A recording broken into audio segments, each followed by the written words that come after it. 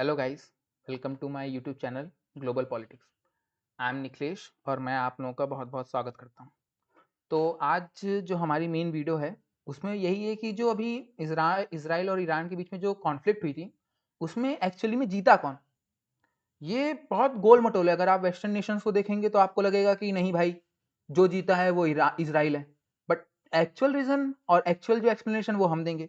इसमें हम पाकिस्तान और रशिया का एंगल भी देखेंगे और हम ये भी देखेंगे कि इससे इंडिया की क्या सिचुएशन बनती है वर्ल्ड में।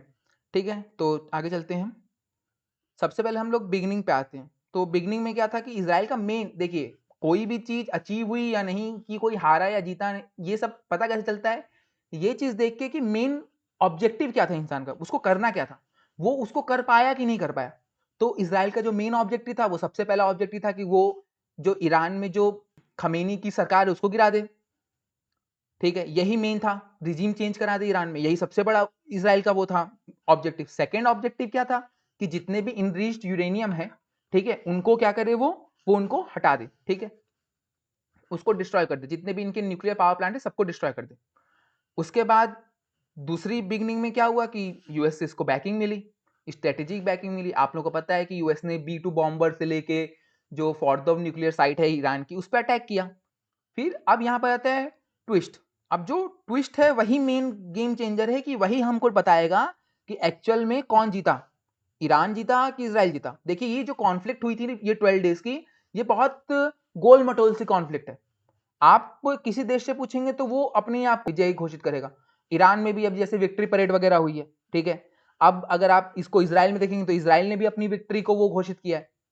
फिर उसके बाद अचानक से क्या हुआ कि 12वें दिन पे ट्रंप ने क्या किया कि सीज फायर डिक्लेयर कर दिया। बट ट्रंप के सीज फायर डिक्लेयर करने के बाद भी कुछ समय तक इसराइल और ईरान के बीच में मिसाइल्स की जो बारिश होती है वो कंटिन्यू थी। ठीक है, कि ये जानने के लिए कि आखिरी प्रहार कौन करेगा, क्योंकि दोनों लोगों को अपने यहाँ अपने देश में बोलना है ना कि हम आखिरी किए हम जीते, हम आखिरी किए हम जीते।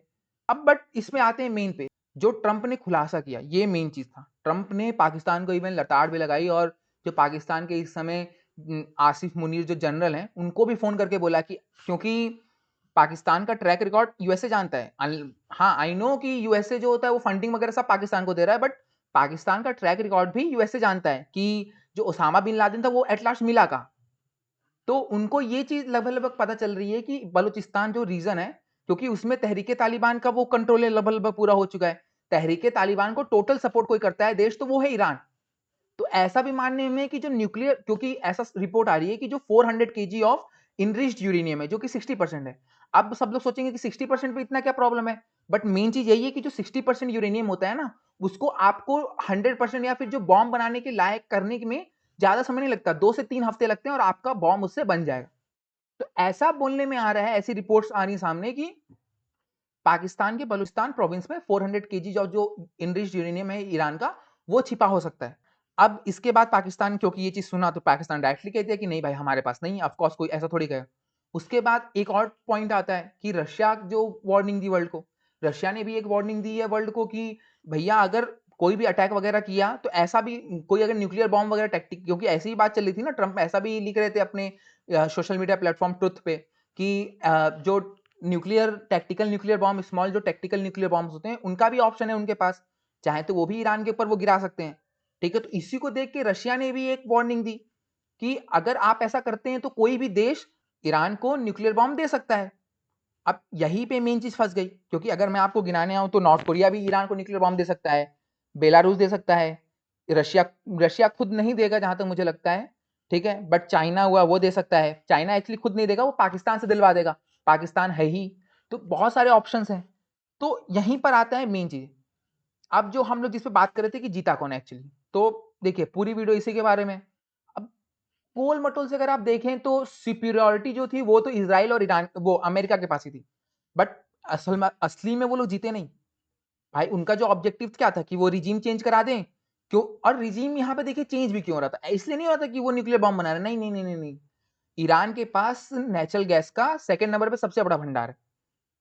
वो भंडार यूएसए और इसराइल को अपने कब्जे में चाहिए, क्योंकि जैसे आप लोग देख रहे हैं कि पल पल जो रेट बढ़ रहा है इन सब चीजों का, जितने भी क्रूड ऑयल या फिर नेचुरल गैसेस हुई, इसके वजह से उनको खुद का भंडार चाहिए था। तो उन लोगों ने कहा कि चलो एक बार अटैक करते हैं, रिजीम चेंज कराते हैं, कोई पपेट बैठा देते हैं वहां पर और पूरा का पूरा जो हमारा है वो पूरा हमारा हो जाएगा। दूसरा ऑब्जेक्टिव क्या था? डीन्यूक्लियराइजेशन का, वो भी अचीव नहीं हो पाया। रिपोर्ट ऐसी आ रही कि हाँ, फोर्डो में जो बंकर बस्टर बॉम्ब्स गिरे उन्होंने नुकसान किया, बट कोई बहुत ज्यादा नुकसान नहीं किया। ईरान तो ऐसे ही बोल रहा है। हाँ, ईरान ऐसा बोलेगा क्योंकि वो भी नहीं चाहता कि उनके देश में जो लोग हैं उनके प्रति खमीनी की जो छवि है वो खराब हो। तो ईरान भी ऐसा बोलेगा, तो जाहिर सी बात है। अब यहीं पर मेन चीज, क्योंकि रिपोर्ट झूठ नहीं बोलेंगी ना, मैं मान रहा हूं ज्यादातर जो रिपोर्ट्स हैं वो इधर की तरफ, बट अगर आप क्लियर भी देखें, अगर ऐसा होता तो 400 केजी की जो रिपोर्ट है, ऐसा अगर आप ध्यान से देखेंगे तो जो फोटोज वगैरह है उसमें ट्रक्स की भी फोटोज हैं कि नहीं सच में जो पूरा यूरेनियम था उसको यहां से ट्रांसपोर्ट किया गया है। वो सब भी मेन चीज है। फिर ईरान जो है जितनी भी जगह डिस्ट्रक्शन हुई उसको पूरा का पूरा जितना भी है वो वापस से बिल्ड कर लेगा, कोई बहुत बड़ी प्रॉब्लम नहीं है। तो जो इसराइल के स्ट्रेटेजिक गोल्स थे ना वो मीट ही नहीं हुए। उनके जो 3-4 गोल्स थे जिसकी वजह से उन लोगों ने आक्रमण किया, जिसकी वजह से उन्होंने ट्रम्प को घुसेड़ा, जिसकी वजह से पाकिस्तान को उन्होंने वो एशियन डेवलपमेंट बैंक बाकी बैंक से सब लोन वगैरह दिलवाया, वो कुछ मीट ही नहीं हुआ। ना रिजीम चेंज हुआ, ना डीन्यूक्लियराइजेशन हुआ। तो मोटा मोटा अगर मैं बोलूं तो सुपीरियरिटी डिफेंस वगैरह के हिसाब से थी इसराइल की, बट जीता मैं कहूंगा ईरान। क्लियरली जो ये जीत थी ये ईरान की जीत थी। इस पे आप लोगों को बहुत डिबेट मिल जाएगा, ठीक है, बट जो भी है ये लास्ट तक वीडियो देख रहा है उसको इसको कंक्लूजन में लिख लीजिए। ये यूपीएससी वगैरह के लिए बहुत इंपॉर्टेंट। अगर आप लोगों से पूछे कि एक्चुअल में कौन जीता तो जीत क्या होती है, जैसे ऑपरेशन सिंदूर हुआ उसमें भी इंडिया ने पाकिस्तान के ऊपर अटैक किया, बोलने के लिए ऐसे रिपोर्ट्स आ रही हैं कि इंडिया के भी कुछ फाइटर जेट्स गिरे, बट क्या ही फर्क पड़ता है, मेन जो हमारा ऑब्जेक्टिव था वहां पे टेररिस्टों को खत्म करना वो हो चुका। तो हमारा ऑब्जेक्टिव तो मीट हुआ ना, इसलिए हम लोग कह रहे हैं कि हम लोग विक्ट्री हैं, हम लोग जीते हैं। बट इसराइल ऐसा नहीं कह सकता क्योंकि उसका एक भी ऑब्जेक्टिव नहीं हुआ। बट नेतन्याहू कहेंगे ये चीज क्योंकि बस उनको अपनी जनता में मुंह दिखाना है। अब इसके आगे बढ़ते हैं एक क्वेश्चन के ऊपर कि जो अभी यूएसए में न्यू पार्टी किसी ने अनाउंस की है कि वो खुद की भी अपनी पार्टी बनाएंगे और डेमोक्रेटिक और रिपब्लिकन पार्टी के सिवा एक और पार्टी का ऑप्शन देंगे, तो वो किसने ऐसा कहा है?